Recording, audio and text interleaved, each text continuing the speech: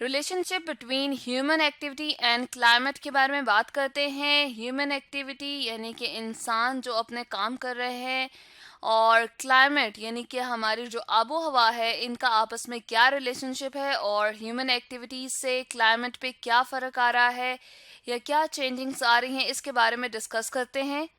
سب سے فرسٹ ہم اگر کلائمیٹ کو دیکھیں تو کلائمیٹ کیا ہوتا ہے، یعنی کہ آب و ہوا کس طرح سے بنتی ہے. تو یہ بیس کرتی ہے ایوریج ویدر کنڈیشن کے اوپر، یعنی کہ جو عام طور پر موسمی حالات رہتے ہیں ایک خاص خطے کے اوپر، تو اس کی وجہ سے یا ہم کہتے ہیں کہ ویدر کنڈیشنز جو ہوتی ہیں ایک ریجن کی، جب ایک لمبے عرصے تک برقرار رہتی ہیں فار اے لانگر پیریڈ، وہ اسی طرح سے رہتی ہیں، تو پھر اس خطے کا ایک خاص کلائمیٹ بن جاتا ہے. جیسے اگر ہم مری کی بات کریں تو وہاں بارش رہتی ہے یا سردیوں کے موسم میں برف باری ہوتی ہے، تو عام طور پہ اس کا کلائمیٹ جو ہے وہ کولڈ اور ڈرائی رہتا ہے، یا اگر ہم بہتر طور پہ کہہ سکیں تو ایک طرح سے کولڈ رہتا ہے وہاں کا کلائمیٹ.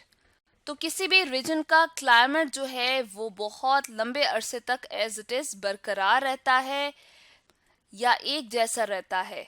جیسے اگر ہم اپنے ہی دیکھیں کہ جو صحرائی علاقے ہیں تو وہاں پر جو زمین ہے وہ کیا ہے، ریتلی ہے، اور اس طرح سے وہاں کا جو آب و ہوا یا کلائمیٹ ہے وہ گرم رہتا ہے. اور یہ کافی سالوں سے ہے، یہ ایک یا دو دن میں کلائمیٹ چینج نہیں ہوتا بلکہ ایئرز لگتے ہیں اس کو بننے میں. تو ایوریج ویدر کنڈیشنز کی وجہ سے کسی بھی خطے کا کلائمیٹ بنتا ہے. اب ایک خاص کلائمیٹ تو ہوتا ہے، لیکن ہیومن ایکٹیویٹی کی وجہ سے انسانوں کی کچھ ایکٹیویٹیز ہوتی ہیں جس کی وجہ سے وہ کلائمیٹ ڈسٹرب ہوتا ہے یا خراب ہو سکتا ہے.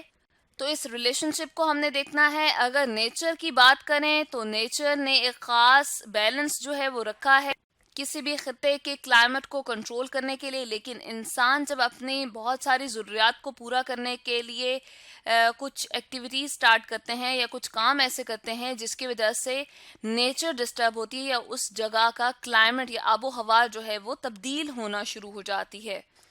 جیسے فار ایگزامپل سب سے فرسٹ اگر ہم دیکھیں تو ہیومنز جو ہیں وہ بہت زیادہ فیول جب استعمال کر رہے ہیں گاڑیوں میں، اسی طرح سے فیکٹریز وغیرہ میں، گھروں میں استعمال ہو رہا ہے بطور ایندھن، تو اس کی وجہ سے جو کاربن ڈائی آکسائڈ گیس ہے اس کی فضا کے اندر کنسنٹریشن بڑھتی چلی جا رہی ہے، ایٹماسفیئر کے اندر وہ بڑھ رہی ہے، اور اس کے وجہ سے ہمیں بہت ساری مشکلات کا سامنا کرنا پڑا ہے، جس میں سب سے مین ہے ٹمپریچر کا انکریز، یعنی کہ دن بہ دن ہمارے آب و ہوا یا ہم کہتے ہیں کہ ہمارے ماحول کا درجہ حرارت بڑھ رہا ہے، یعنی کہ گرمی ایک طرح سے بڑھ رہی ہے. اور وہ کس وجہ سے ہے؟ کاربن ڈائی آکسائڈ گیس کی کنسنٹریشن زیادہ ہونے کی وجہ سے.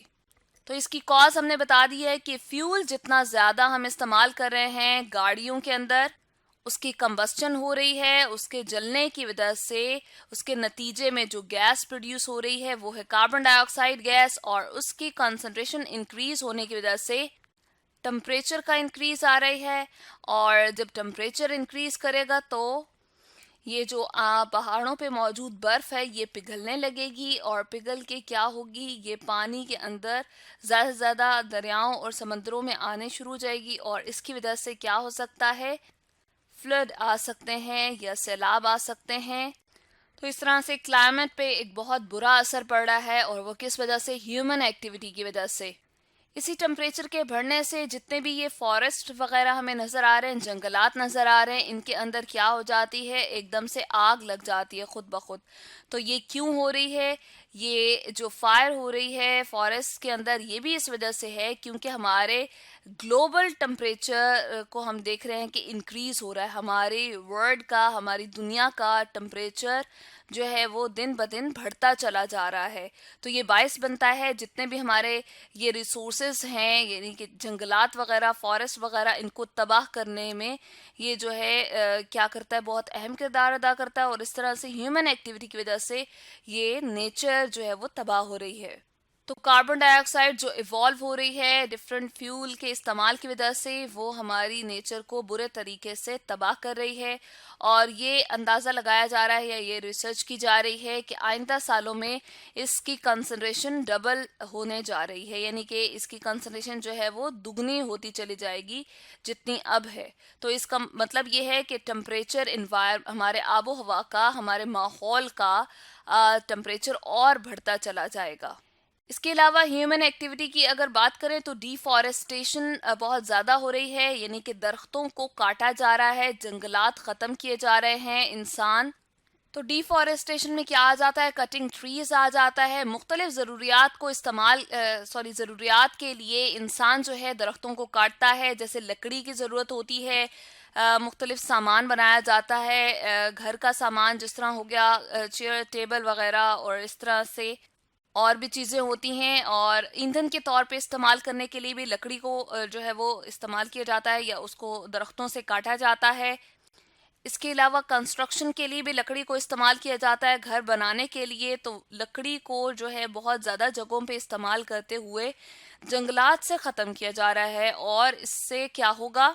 جو درخت آکسیجن پروڈیوس کر رہے تھے اس میں کمی آتی چلی جائے گی، یعنی کہ آکسیجن پروڈکشن کم ہو جائے گی، اور جو کاربن ڈائی آکسائڈ کنزیوم کر رہے تھے یہ جتنے بھی درخت اور پودے تھے وہ بھی کم ہو جائے گی، یعنی کہ درخت نہیں بچیں گے تو کاربن ڈائی آکسائڈ استعمال میں نہیں آئے گی اور انوائرمنٹ میں ہی شامل ہوتی رہے گی، جو کہ ہمارے گلوبل ٹمپریچر کو انکریز کرنے کا باعث بنیں گے، اور آئس برگز اور جتنے بھی برف کے پہاڑ ہیں ان کو پگھلاتے چلے جائیں گے۔ اس کے علاوہ جنگلات میں آگ لگتی جائے گی۔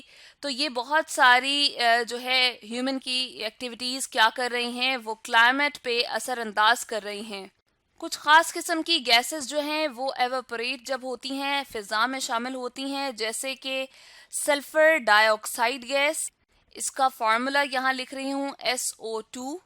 اس سے پہلے ہم یہ بھی بتاتے چلیں کہ کاربن ڈائی آکسائڈ جو ہم بات کر رہے ہیں کہ فضا میں شامل ہو رہی ہے، تو ہماری حفاظتی لیئر جو کہ اوزون لیئر ہے، ایک غلاف ہے، یا ہم کہہ سکتے ہیں کہ حفاظتی لیئر ہے جو ایٹماسفیئر میں موجود ہے، جو سورج کی بہت ساری خطرناک شعاؤں کو اپنے اندر جذب کرتی ہے۔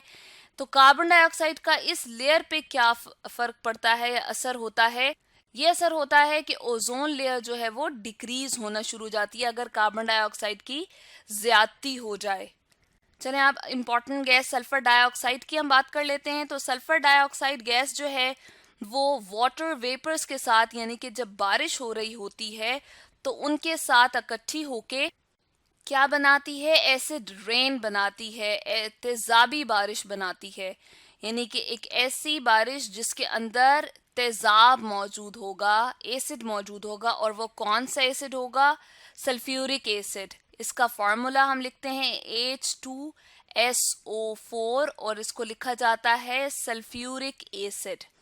تو یہاں تصویر میں ہم دیکھ رہے ہیں کہ سلفر ڈائی آکسائڈ جو ہے وہ ہوا میں جو واٹر ویپرز ہوں گے، یہ جب بارش ہوگی تو ان قطروں کے ساتھ مل کے کیا بنائے گی؟ یہ ایسڈ رین بنائے گی، اور یہ تیزابی بارش جو ہے بہت خطرناک ثابت ہوتی ہے فصلوں کے لیے، عمارتوں کے لیے، جانوروں کے لیے اور زمین کے لیے۔